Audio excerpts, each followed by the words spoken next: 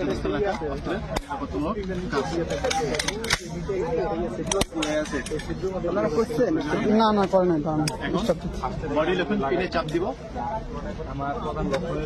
Body locking পিনটা খুললাম, same যেভাবে আমরা পিস্তলের নেই।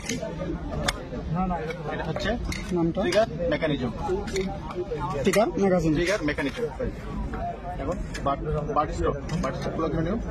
বাট হোল্ডিং কেসকে চাপ দেওয়া এবং রিলিজ ওয়েতে চাপ দিয়ে বাট স্টকে একটা জায়গায় থেকে এই যে চাপটা খুলতে হবে। এটা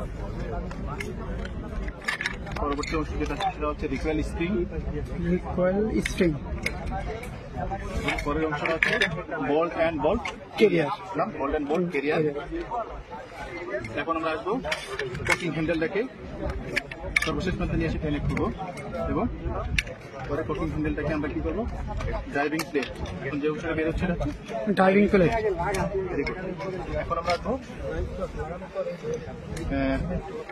গ্যাস স্কেপ 1 গ্যাস স্কেপ 2।